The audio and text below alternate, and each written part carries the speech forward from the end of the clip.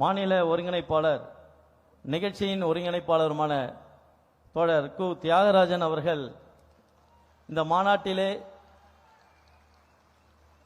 ஒருங்கிணைப்புரையை ஆற்றி தொடர்ச்சியாக இந்த நிகழ்ச்சியை மேற்கொள்வார்கள்.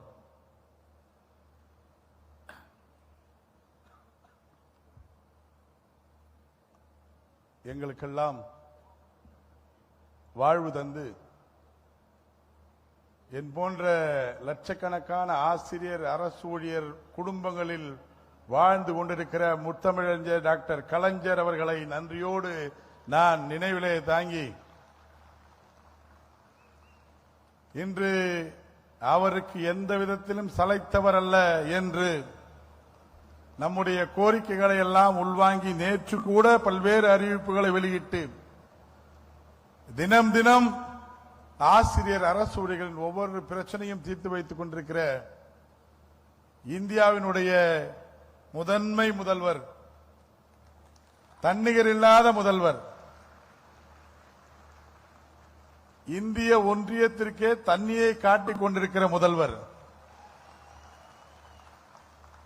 எங்கள் பாசமிகு முதல்வர் மாண்புமிகு முதல்வர் அவர்களை வணங்கி உறுதியளிக்கப்பட்ட ஓய்வூதியம், சத்துணவு அங்கன்வாடி ஊழியர்களின் ஓய்வூதிய உயர்வு மற்றும் குடும்ப ஓய்வூதியம், பகுதி நேர ஆசிரியர்களுக்கான பல்வேறு அறிவிப்புகள், சரண்டர் விடுப்பு ஒப்படைப்பு உள்ளிட்ட அறிவிப்புகளை வெளியிட்டு ஆசிரியர் அரசு ஊழியர்களின் இதயங்களில் குடிகொண்டிருக்கிற ஆசிரியர் அரசு ஊழியர் வாழ்வில் ஒளியை ஏற்றிய மாண்புமிகு தமிழ்நாடு முதலமைச்சர் அவர்களுக்கு ஜாக்டோஜியோ பேரமைப்பு சார்பாக இன்று நன்றி அறிவிப்பு மாநாட்டினை நடத்தி கொண்டிருக்கிறது.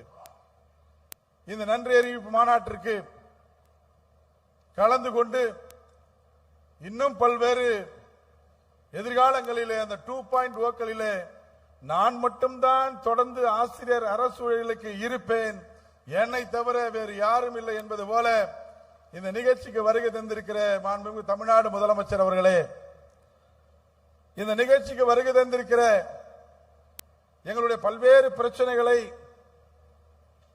பக்குவமாக பேசி ஆசிரியர் அரசுடைய பல தரப்பினரை இன்றைக்கு திருப்திப்படுத்த வச்சு 22 ஆண்டுகள் போராட்டத்திற்கு மாண்புமிகு தமிழ்நாடு முதலமைச்சருடைய கவனத்திற்கு பக்குவமாக கொண்டு சென்று இன்றைக்கு உறுதியளிக்கப்பட்ட ஓய்வூதிய திட்டம் உள்ளிட்ட பல்வேறு சலுகைகளை பெற்றுத் தருவதற்கு முயற்சி மேற்கொண்ட மாண்புமிகு பொதுப்பணித்துறை அமைச்சர் அவர்களே, அதோடு மட்டுமல்லாமல் இன்றைக்கு நிதியமைச்சர் அவர்கள் இந்த நிகழ்ச்சியிலே கலந்து கொள்ள இயலவில்லை. இருந்தாலும் அவரும் அந்த குழுவிலே இருந்து எங்களுக்கு பல பயன்களை உதவிகளை செய்தார். அவரையும் நான் வணங்குகிறேன்.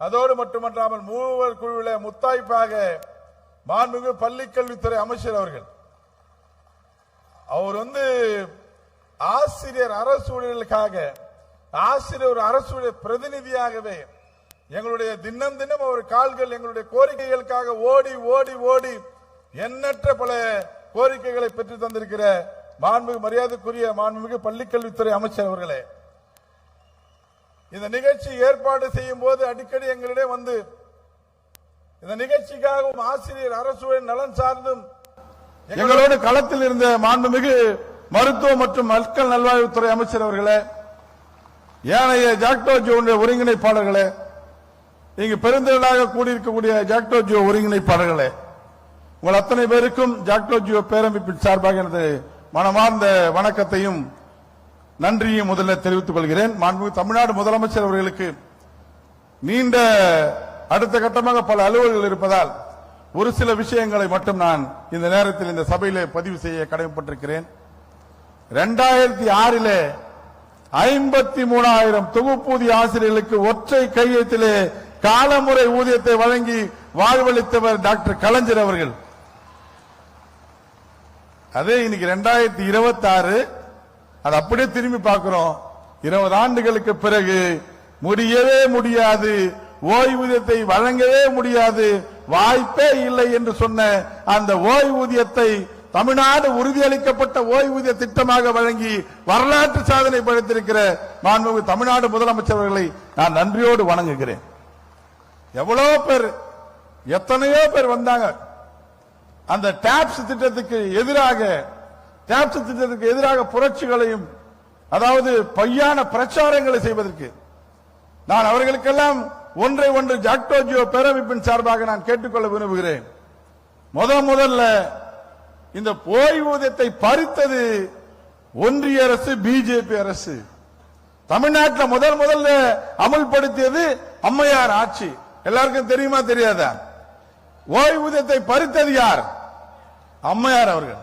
அந்த ஆட்சியில் இருந்தவர்கள் தொடர்ந்து பல ஆண்டுகள் ஆட்சி புரிந்தாலும், எங்களுடைய பல்வேறு கோரிக்கைகள் நாங்கள் போராட்டம் செய்தாலும் ஒரு முறையும் எங்களை அழைத்து கூட பேச மனம் இல்லாமல், மரியாதைக்குரிய பள்ளிக்கல்வித்துறை அமைச்சர் அவர்கள் சொன்னாரு சட்டமன்றத்தில், அழைத்து பேசு என்பது போல நம்முடைய கோரிக்கைகளை அழைத்து பேசவே போராட்டம் பண்ணோம். இன்னைக்கு பாருங்க, என்பிஎஸ் என்ற திட்டத்தை கொண்டு வந்த போது இந்த பொய் பிரச்சாரங்கள் செய்பவர்கள் எங்கே இருந்தார்கள் என்று தெரியவில்லை. யூபிஎஸ் திட்டம் என்ற ஒரு திட்டத்தை ஒன்றிய அரசு கொண்டு வந்த போது இந்த பிரச்சார பீரங்கிகள் எங்கு சென்றார்கள் என்று தெரியவில்லை. ஆனால் அதை விட பழைய ஓய்வூதிய திட்டத்திலே ஒரே ஒரு எஞ்சிய அந்த 10% தொகையை தவிர பழைய ஓய்வூதிய திட்டத்தில் இருக்கிற அத்தனையும் கொடுத்திருக்கிற வரலாற்று சிறப்புமிக்க திட்டத்தை குறை சொல்றதுக்கு ஒவ்வொருத்தரும் கிளம்பி வராங்க. இன்னைக்கு பாருங்க இந்த திட்டம் எப்படி இருக்கிறது என்று சொன்னால், கம்யூனிஸ்டுகள் ஆளக்கூடிய கேரளாவிலேயே டாப்ஸ் என்ற திட்டத்தை பயன்படுத்தி இப்ப CAPS Kerala assured pension scheme, அடுத்து ஆப்ஸ் வரும் Andhra assured pension scheme, Haryana assured pension scheme, இப்படி தொடர்ந்து ஒன்றியங்கள் முழுக்க வந்து நாளைய தினம் ஒன்றிய அரசு யூனியன் அஷ்யூர்டு பென்ஷன் ஸ்கீம் என்ற திட்டத்தை கொண்டு வந்திருக்கும். மாண்புமிகு தமிழ்நாடு முதலமைச்சர் அவர்கள் ஒரு மிகப்பெரிய சாதனை புரிந்திருக்கிறார். எனக்கு பார்க்கும்போது முதலமைச்சர் அவர்கள் கேட்டாங்க, ஒன்னா கேட்டு எல்லாத்தையும் பெற்றுட்டு இருக்கிறீங்களா? நான் இதுவரை பல முறை மாண்புமிகு தமிழ்நாடு முதலமைச்சர் அவர்களை சந்தித்திருக்கிறேன். இந்த சபையில ஒன்றை மட்டும் அவரிடம் மிக தாழ்மையாக ஒரே ஒரு வேண்டுகோளை வைக்கிறேன். மாண்புமிகு தமிழ்நாடு முதலமைச்சர் அவர்களே, நான் இதுவரை உங்களை பார்க்கும் போதெல்லாம் கார்ல பார்த்திருக்கிறேன், வழியில பார்த்திருக்கிறேன், எங்க பார்த்திருக்கிறேன், மனசாட்சியோடு சொல்கிறேன், பழைய ஓய்வூதிய திட்டத்தை தவிர வேறு ஏதேனும் உங்களிடம் கேட்டிருக்கிறேனா? தயவு செய்து நீங்கள் இதை தெளிவுபடுத்த வேண்டும். பல பேர் சந்திக்கிறான், ஒவ்வொரு முறை சந்திக்கும் போதும் முதலமைச்சர் முன்ன வச்சுதான் பேசுறேன், அண்ணா ஓய்வூதிய திட்டத்தை மட்டும் கொஞ்சம் கொடுங்கண்ணே, ஆசிரியர் அரசு பிரச்சனை மட்டும் கொடுங்கண்ணே, அப்படிதான் நான் கேட்டிருக்கிறேன், வேற எதுவும் கேட்டதில்லை. ஆனால் ஓடி ஓடி கேட்டு நாம் தொடர்ந்து நம்பியதன் விளைவு எனக்கு உறுதியளிக்கப்பட்ட ஓய்வூதிய திட்டம் கிடைத்திருக்கிறது. நான் சிபிஎஸ் திட்டத்திலே பணியாற்றி கொண்டிருக்கிற ஆசிரியர், என்ன போல 6.5 லட்சம் பேர் இருக்காங்க. ஒவ்வொருத்தரும் புரியல, 1 கோடி 2 கோடி 3 கோடி அப்படின்றான். 3 கோடி வரும்போது அவன் ஊதியம் 4 லட்சம் ரூபாய், ஓய்வூதியம் 2 லட்சம் ரூபாய் என்று தெரியவில்லை. இந்த ஒரு திட்டத்தை கொடுக்கிறார்னா முதலமைச்சர் என்ன பாருங்க, காலை உணவு திட்டம், நான் முதல்வன் திட்டம், என்னென்ன திட்டங்களை தீட்டுவதில் அவர் வல்லவர். அப்படித்தான் இந்தியாவிற்கு ஒரு திட்டத்தை தீட்டி இருக்கிறார்.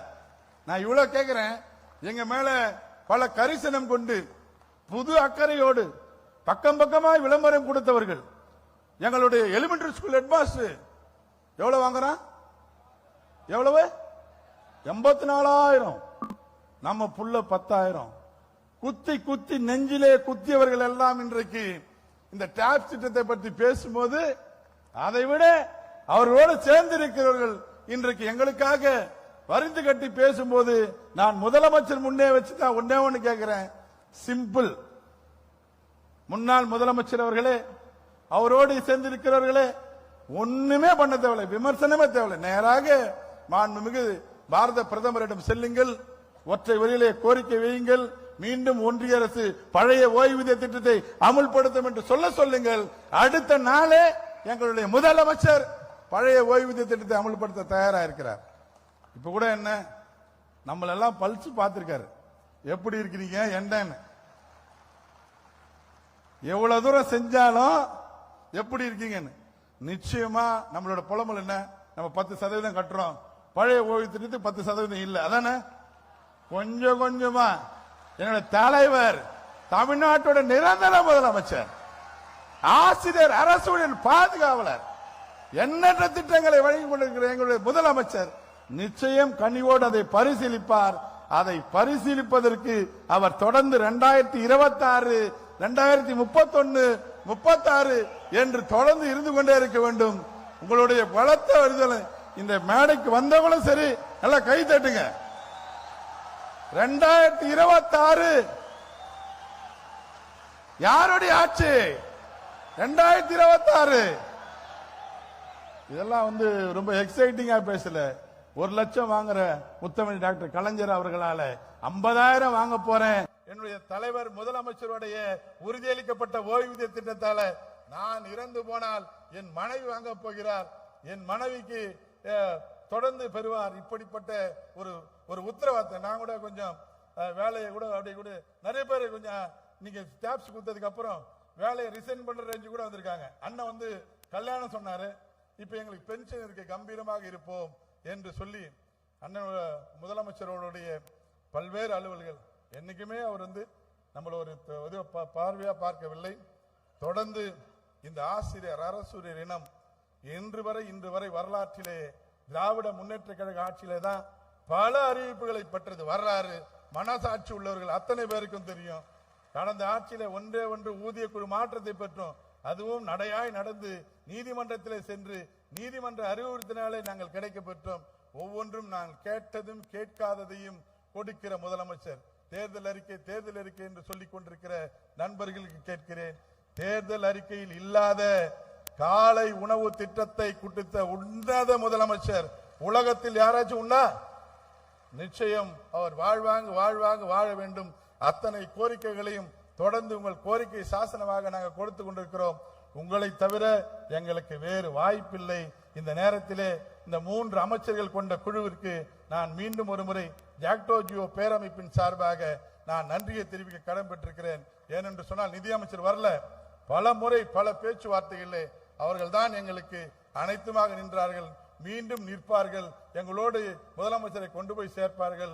மாண்புமிகு தமிழ்நாடு முதலமைச்சர் தமிழ்நாடு நலன் காக்க, இந்திய ஒன்றியம் நலன் காக்க வாழ்வாங்க வாழ வேண்டும். மாண்புமிகு தமிழ்நாடு முதலமைச்சர், மாண்புமிகு தமிழ்நாடு முதலமைச்சர், மாண்புமிகு தமிழ்நாடு முதலமைச்சர், வாய்ப்புக்கு நன்றி.